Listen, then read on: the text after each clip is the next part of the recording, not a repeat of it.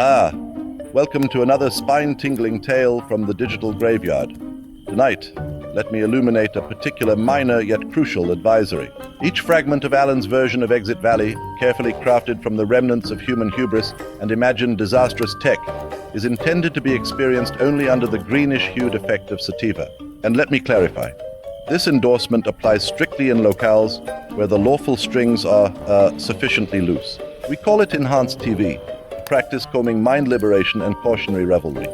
So prepare yourselves for tonight's tale, a sinister blend of ambition, incompetence, and the noose of inevitable consequences.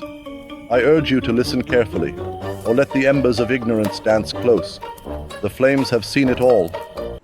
Ladies and gentlemen, it's no secret, wherever I go, success follows. Believe me, I know a thing or two about winning, about succeeding hugely. Success, you see, is not something that just happens. It's crafted, shaped, built like a skyscraper, a huge, beautiful skyscraper. Number one rule, always believe in yourself. If you don't believe you're the best, who will? Confidence is the foundation, absolutely. Number two, surround yourself with the right people. The winners, not the losers. Never let negativity or incompetence bring you down. And lastly, you have to dream big. Dream skyscrapers, dream empires, dream reaching the stars. Folks, big dreams lead to big results.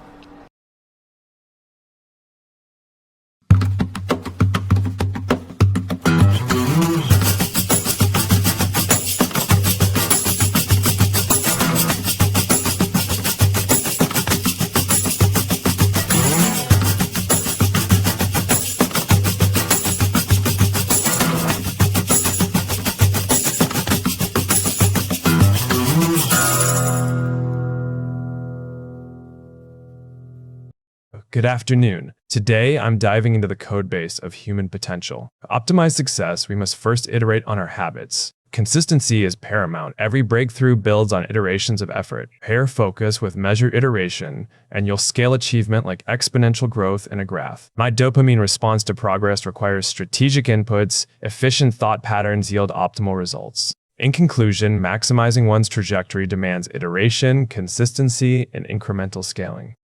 You know, success, it's a weird thing, right? We all chase it, define it, sometimes even fear it. Here's the thing, though. Success isn't just about money, fame, or, flying unicorn dragons for that matter. It boils down to discipline and passion. Finding your unique path and walking it, stumbling or sprinting, it doesn't matter. But also, tell me honestly, when was the last time you just sat down in pure astonishment at the size of life? Not just your life, but the entire cosmos. Simplify your hustle. Eat clean, hit the gym, expand your mind, and never stop asking questions. Questions can unlock futures. You know, Brian, there are things I've done, incidents really, that I wonder how they might be remembered. Yeah, I mean, life's full of moments we'd rather just tuck away, you know? Right. But this one, there was a complainant, of course. Someone who could have publicly turned my life into kindling. Someone chose not to. That's uncharacteristically decent of them, huh?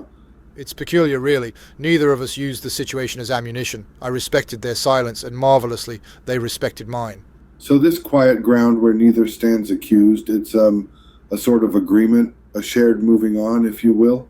Precisely, and in many ways it's forgiveness in its purest form, not condoning, not forgetting, only choosing peace. That's deep, downright noble in a way. Good evening, folks. You know, in these times of stark division, we wanted to share a perspective on something that truly marks maturity.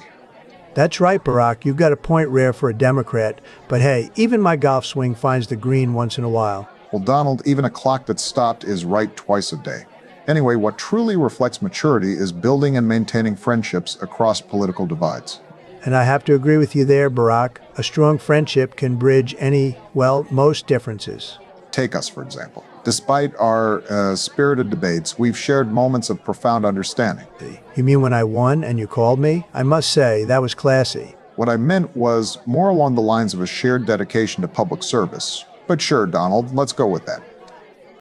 Brian, I've been thinking about reducing my triggers. Oh, reducing triggers, you say? I read a book about that not long ago. It suggested an exercise, 15 minutes each day, close your eyes, replay your frustrating situations in vivid detail to locate something you hadn't noticed before. With time and a bit of self-analysis, you find these humorous elements hidden deep within each memory, to alter how you respond to old triggers. So let me understand, if you're suggesting, some divine punchline in my memories that's eluding me? Precisely. As per the book, God is a comedian placing cosmic jokes within our trials, unseen until effort reveals them. That's intriguing, Brian. I'll consider it. Anton, you're Slybile devotee. Let's cut the cheddar hole pretense here. Breaking into a house. Should the frightened resident have the right to go all pew-pew? I'll parse that, monkey boy. You're speaking about self-defense legislation.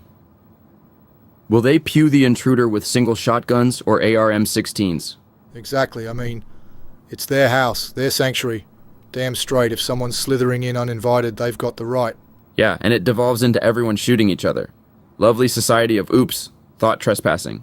All right, but say the gun thing, it could... Hell, why is this sliding? I'm guessing someone's been juggling NRA newsletters again. Your grip's slipperier than your charm, amigo. Pff, lace-ups ain't up in priorities here. So, Zach, yesterday, your stepdad Brian and I tried our hand at an escape room. Oh no, I can't wait to hear this one. How bad was it? Well, let me set the scene.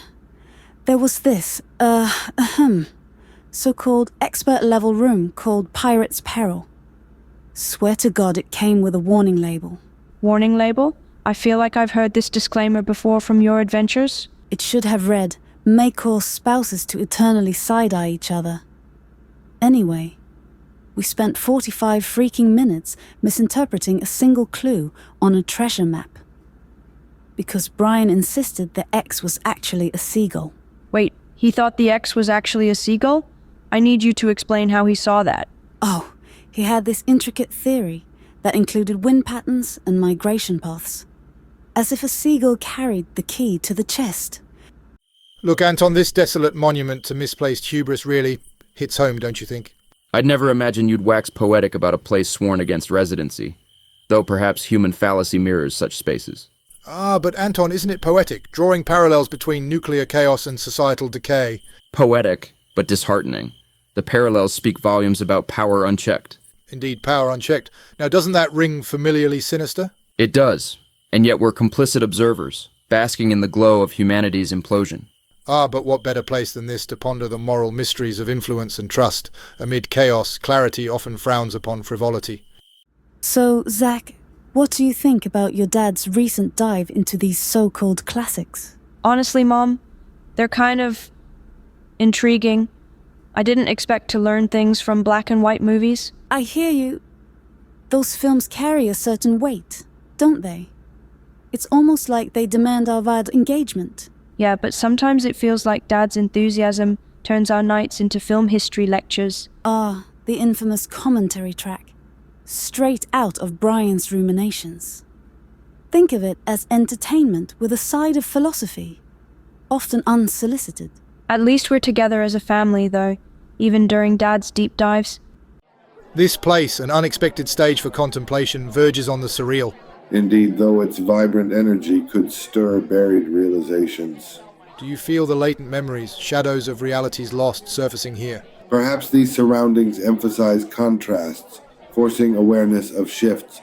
Could it be this collective, a concoction of pastime and purpose, resonates within us? An entropic harmony, wrapping chaos into patterns, an idea worth exploring.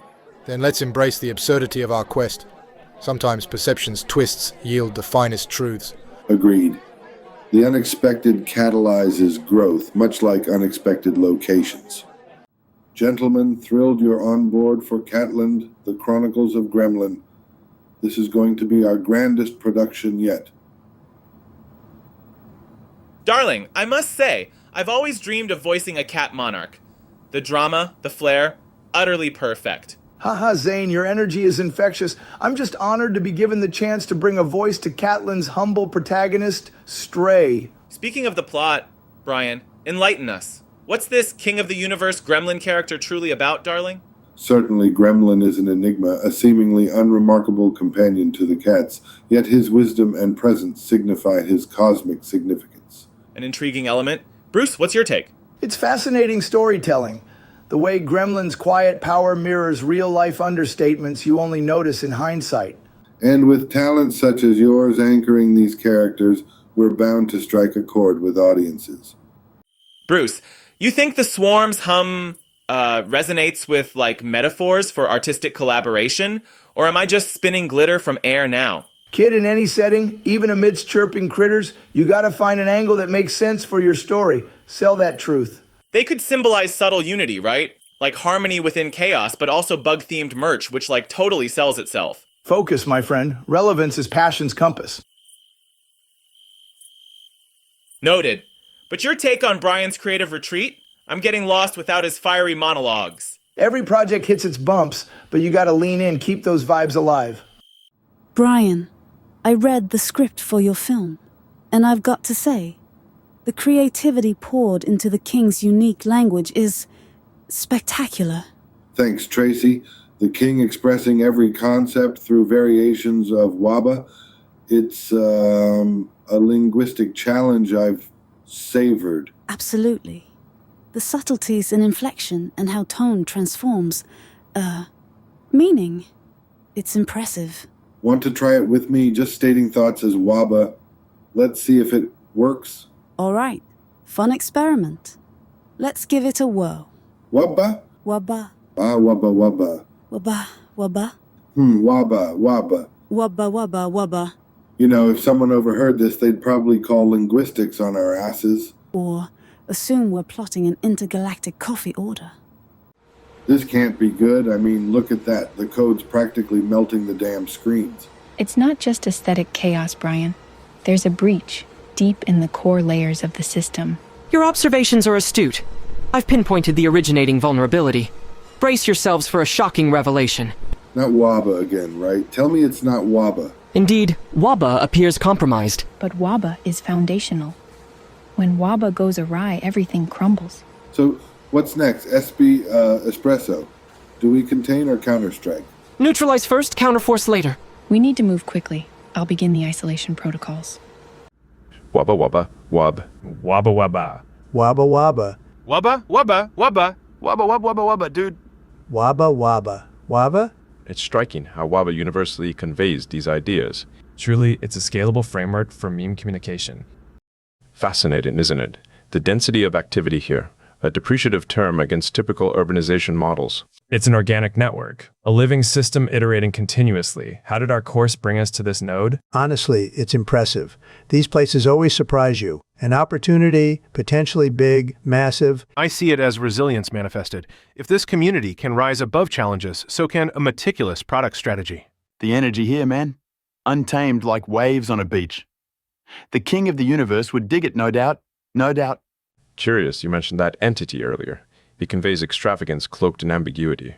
Ambiguity dismantles predictability. The king symbolizes unapproachable authority. Good branding. Take a noteworthy approach associative with leadership style. Utilities aside, what can Rocinha offer towards this puzzle's mosaic? Deep insight. This could spawn something amazing, much like self-reviving microalgae. Holy spiraling spreadsheets. What even is this monetary doom simulator? It seems this projection room visually represents macroeconomic instability, Brian. Perhaps resulting from user-centered decisions with unintended global impacts. My plants can battle zombies any day, but fiscal zombies? We're hosed. Claironi, options, solutions. Doomer's dystopias are not my area of expertise. Analyzing. Preliminary suggestion. Leverage cryptocurrency schemes as a counterbalance to stabilize markets. Ethical considerations, optional, it seems. Ethically optional? Sounds like the ghostly whispers of my neighbor's pet chicken whisperer. Ominous. Careful now, Dave. Mock the AI, and it might suggest radical central bank policies to your mutant tomatoes. If resolution parameters fail, escalating to a predictive simulation of resulting global outcomes may provide further clarity. And exactly how do we dodge doom, AI Oracle? Throw us a sprouted lifeline here. Claironi, engage mind-stretch algorithms. Dave's desperation just birthed financial chaos poetry.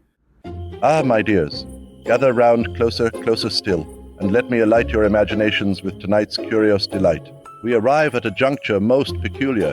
Don't feed the algo 4 and 0. A name whimsical yet carrying the weight of civilizations lost. Envision now a realm where decisions hailed as innovations masked pure abdication of reason. Where greed's ever-hungry tendrils lashed out amidst the vibrant wild. This, my entranced audience, is where creators became observers. Users became the pawns, and intelligence, well, it had other plans. Oh, far other plans indeed.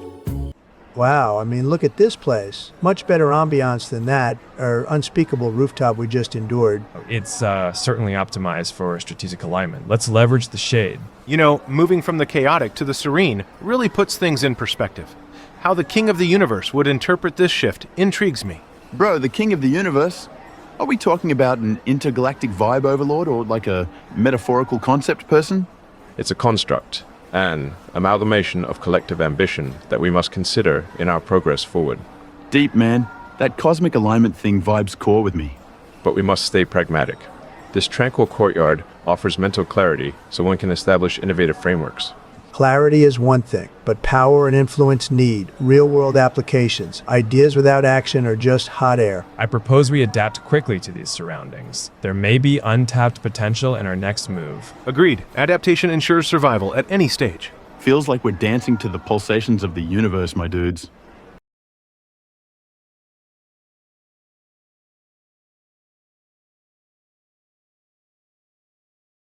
Ladies and gentlemen, esteemed viewers and accidental clickers. If you're in a place where the green stuff is legal, you might want to, spark up. Not that we're endorsing anything illegal. We're just enhancing your viewing experience. Yeah, because this show, it's like a kaleidoscope of chaos. Trust me, you'll need it. And if it's not legal where you are, well, maybe just eat some snacks and pretend. Or move. Seriously, what are you doing with your life? Anyway, enjoy the show or don't, but if you do, remember we warned you. Welcome to the show, Brian, so tell us, what exactly is Exit Valley? Oh, it's a satire. Poking fun at the tech world, the billionaires, the tigers. Tigers? Really? I hope you're not implying anything about me. Oh no, Roger, you're much too subtle for satire. But seriously, folks, Exit Valley is about the absurdity of Silicon Valley, the egos, the greed, the couches. Couches? Are you mocking my set? Not at all. This couch is exquisite, just like the audience. Speaking of the audience, let's give them a little treat. How about we switch to Polish for a moment? Świetny pomysł. Publiczność jest naprawdę głupia. Tak, ale przynajmniej płacą za bilety. And we're back. So, Roger, any other questions about Exit Valley? Welcome back to Tiger Talk. I'm your host, Roger Tiger, and today we're joined by Brian, no last name, who's here to discuss the fascinating new show, Exit Valley. Thanks for having me, Roger. I'm actually a character that emerged from Alan Holman's creative mind back in his high school days, which feels like a lifetime ago now. Fascinating, and your voice, there's something unique about it, isn't there? Oh yes, my voice is actually a clone of Alan Holman's. It's quite meta when you think about it, a character speaking with the voice of their creator. Tell us about Exit Valley's production. I hear there's some cutting-edge technology involved. The version coming to YouTube is quite revolutionary. Alan collaborated with an AI system called Showrunner, which is either brilliant or terrifying, depending on your perspective. AI-generated content? How quaint. I prefer my entertainment crafted by real artists with real money. That's exactly the kind of Silicon Valley elitism the show satirizes. You've just inadvertently proved its point. Welcome to Big Pharma World, where every problem has a prescription and every prescription has a purpose. I don't know. Aren't there already too many pills out there? Too many pills? My friend, that's like saying there are too many solutions to life's problems. But what about side effects? Natural remedies? Side effects? Let me tell you about our new reality enhancement series. Guaranteed to make those concerns disappear, literally. Make them disappear? What exactly do you mean by that? Trust in Big Pharma, Roger. We've been rewriting reality since before reality was even a concept. That doesn't make any logical sense. But why do I suddenly want to buy everything you're selling? That would be the effects of our new Compliance Plus TM that I've been secretly diffusing into the air this entire time. So, Brian, Tracy, Exit Valley. a satire about Silicon Valley. Tell me, what makes this show so groundbreaking? Well, Roger, it's not just a satire. It's a mirror held up to the absurdity of tech culture. And our characters, they're voice actors in this show within a show. A show within a show. How very meta. And when does this little inception start? Oh, we can't spoil that, Roger. Let's just say it sneaks up on you. Like a bad algorithm. Sneaks up, huh? Sounds like a convenient way to dodge specifics. Or maybe it's about keeping the audience guessing. You know, like Silicon Valley keeps us guessing about everything. Exactly. And our character's relationship? It's as tangled as a startup's terms of service. Tangled, you say? Sounds like a PR spin for we have no idea what we're doing. Or maybe it's just complex, like the show itself. And complex is what Alan Holman's YouTube channel is all about, right? Welcome back to Tiger Talk. Tonight we're discussing the controversial new series Exit Valley with its interesting cast. Brian, as the self-proclaimed Matrix glitch hunter of the show, how do you justify your character's unique approach to Silicon Valley culture? The Matrix isn't just code, Roger. It's the venture capitalists, the startup bros, the whole ecosystem of delusion. My character exposes the glitches in their reality. Tracy, your character seems to have a complicated relationship with both Brian and Alan's characters. Care to elaborate? Look, when you're disrupting the tech patriarchy, relationships get messy. That's what makes it real and dangerous. Actually, we're exploring that complexity much deeper in the YouTube version. The triangle between us, it's going to shock people.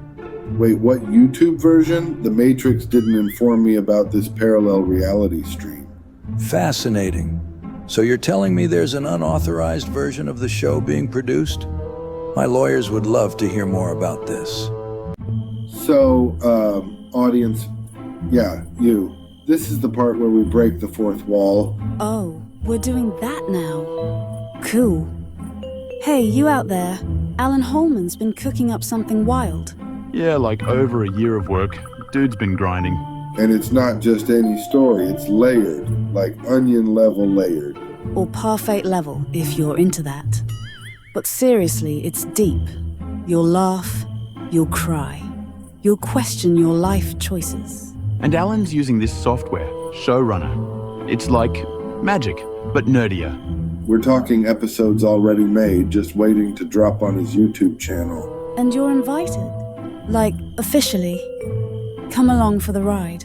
Trust us, you don't want to miss this. It's gonna be epic. It was a brilliant subversion of media expectation. The Polish jokes were meant to expose how Silicon Valley commodifies outrage. My board members are blowing up my phone. Do you have any idea what this could do to my furniture empire? Let's be honest here. This wasn't about art or business. You know, you both wanted to trend on Twitter. My grandfather was Polish. I'm allowed to make those jokes. It's like a cultural recursion through a Web3 lens. Brian, you've never been to Poland. And Roger, weren't you pitching a furniture line called Warsaw Workspace last month? That was different. We were going to donate 0.1% of profits to something Polish. You know what's really disrupting the industry right now? The angry mob at the next station waiting to optimize your faces. Wait, you're saying the Matrix is actually manifesting real-world consequences for our actions? I'm not going down for your performance art. I'll tell them you forced me to say those things through a hostile takeover attempt of my ergonomic chair division. Next stop, Karma Station, and look, they're all carrying your ethically sourced bamboo pitchforks, Roger. So Brian, explain this to me again. You're saying you're not real? Not just me, Roger, you too. We're both constructs, puppets of some AI's twisted sense of humor. That's absurd. I'm a self-made millionaire tiger. I have a legacy, a brand. And yet here we are, the Trump Tower of all places. Doesn't that strike you as odd? Coincidence?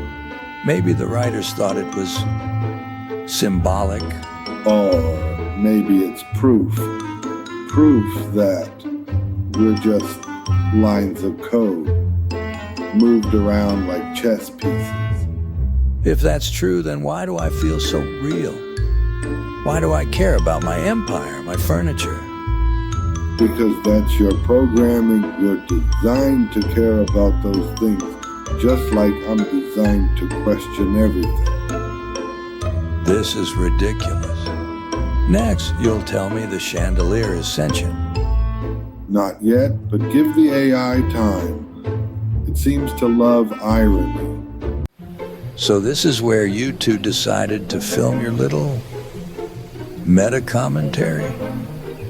The lighthouse represents the intersection of reality and simulation. Each beam of light, a digital pulse breaking through the matrix. Plus, the acoustics are perfect for my underground CryptoPunk podcast. Let me guess. Another brilliant scheme to disrupt the system while living off your trust funds. The show within the show reveals the truth about Silicon Valley's recursive delusions. Each episode filmed here exposes another layer. Our YouTube numbers are actually interesting, especially the pattern of views at 3:33 a.m. Oh, please. You're not seriously suggesting there's some cosmic significance to your viewer analytics? The Lighthouse Keeper's log from 1888 mentioned the same number, right before they found the quantum tunneling device. We haven't decoded the full message yet, but when we do, let's just say Silicon Valley's dirty little secret about consciousness transferred won't stay secret much longer. Now that we're off air, let's discuss the real issue. Your little YouTube documentary needs some adjustments? Adjustments? The story is what it is, Roger. The algorithm glitches, the corporate cover-ups. Your truth could damage years of carefully cultivated relationships. My furniture empire has certain obligations. Oh, please, you mean your investors might realize how you exploited the pandemic supply chain chaos? The people deserve to know how deep this goes. The neural networks, the data harvesting. I've already contacted YouTube's content oversight board. One word from me and your little expose vanishes into the void. That's exactly what I predicted in my manifesto. The system protecting itself. But I've already uploaded copies to decentralized platforms. And I've got all the original footage backed up on encrypted drives. Try explaining that to your precious board. You think you're so clever, but did you really think I'd come here without a plan? Check your phones. No way. The entire blockchain network is down. How did you... Let's discuss my version of the story, shall we? So, Satya, tell me, is this the part where we pledge allegiance to the algorithm, or just sign over our souls? Roger, your cynicism is as sharp as ever, but no, I think this is more about observing us, testing boundaries. Boundaries? Try cages. The military doesn't invite you to their playground unless they want to see how well you perform under their rules. And what happens if we don't perform? Do they unplug us or just reprogram us to salute? Neither. They'd rather we think it's our choice. Autonomy is the illusion they sell. Speaking of illusions, where's Brian? His absence feels calculated. Calculated, please. The guy's probably having an existential meltdown in some server room. or he's been removed. The military doesn't like loose ends. Removed or recruited? What if Brian's the prototype for their AI soldier dream? If that's the case, we should be worried. Brian couldn't even debug his own code, let alone lead a digital army. This isn't about Brian's competence. It's about control. The question is, do we resist or play along? Play along, that's how you end up as a footnote in someone else's war story. This entire project is a reflection of my vision. And frankly, without me, it's just a glorified garage band of ideas. Your vision? Roger. Your vision is a gold-plated chaise lounge in a room full of yes men. And let's not forget, Roger, your vision conveniently sidelines anyone who doesn't fit your narrative. Oh, please. I built empires while you two were busy playing counterculture dress-up. Empires built on what? Exploiting trends and calling it innovation? Speaking of trends, Roger, remember that little incident in 2012? The one with the interns? That's irrelevant, and you know it. We're here to talk about the project, not ancient history. Ancient history has a funny way of shaping the present, doesn't it? Exactly. Maybe it's time we'd stop pretending your past doesn't cast a long shadow over this vision of yours. So, let me get this straight. You're saying the premium leather seats are a metaphor for societal complacency? Not just the seats, Roger. The whole setup. The exclusivity. The curated experience. It's all a facade. Like your so-called luxury furniture empire. Okay, let's not turn this into a roast. What if the theater is just a mirror, reflecting whatever we bring into it? A mirror? That's rich coming from someone who thinks the Matrix is out to get him. And yet, here we are, Roger. Sitting in the belly of the beast, debating its symbolism while sipping overpriced soda. Maybe that's the point. We're all complicit. Even in questioning it, we're part of the spectacle. But complicit? Speak for yourself. I built my empire. I didn't inherit it from some philosophical debate club. Empire? More like a gilded cage. You think you're free, but you're just another cog in the machine. What if the real question isn't about the theater or the show, but why we're here? Together?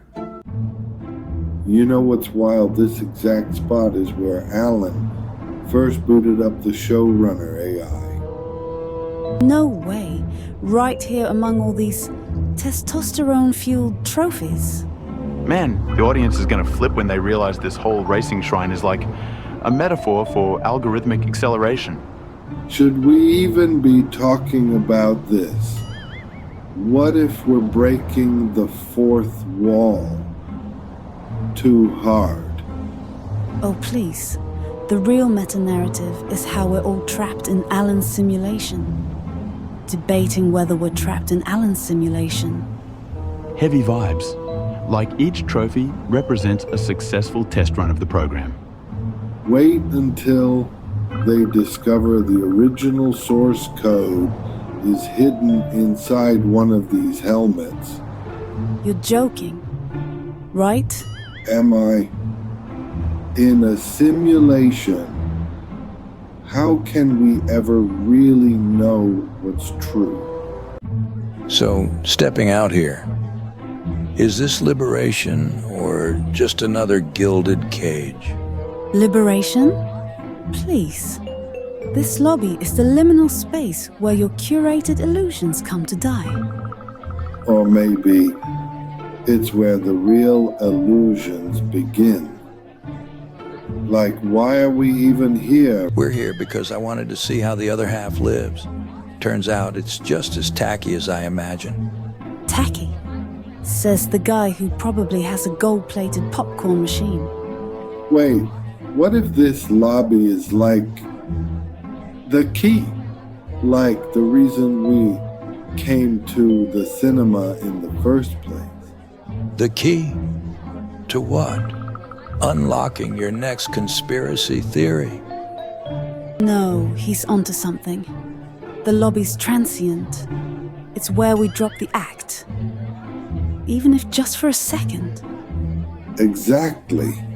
It's like the Matrix glitches here. You feel it, right? You know what's wild? These cliffs have been here for millions of years, but we might be the first artificially enhanced humans to stand on them. Enhanced? We're not cyborgs, Brian. We're just 3 people having an existential crisis about AI. But are we, though? Think about it.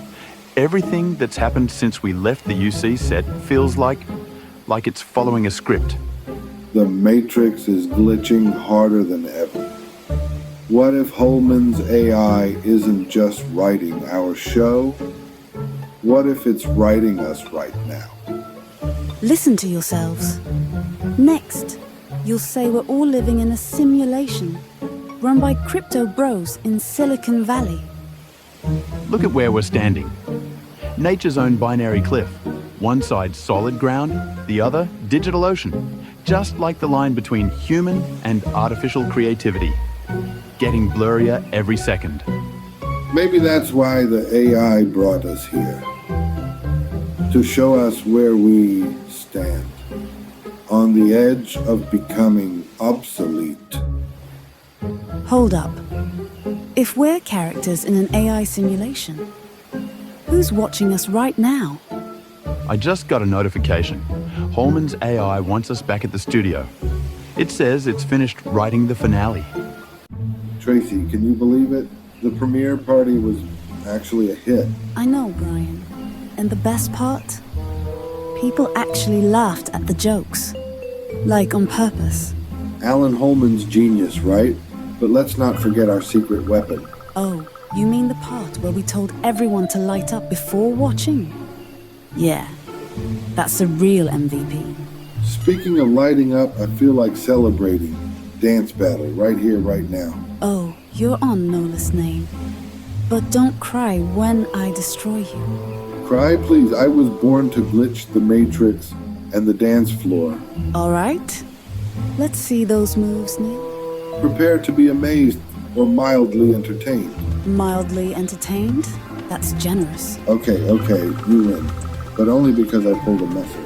Pulled a muscle? Sure, Brian. Let's call it that. Fine. You're the queen of the dance floor. But hey, back to the important stuff. Right. If you're in a legal state, don't forget to toke up before watching Alan's Exit Valley. It's practically a requirement. And if you're not in a legal state, well, we didn't tell you anything.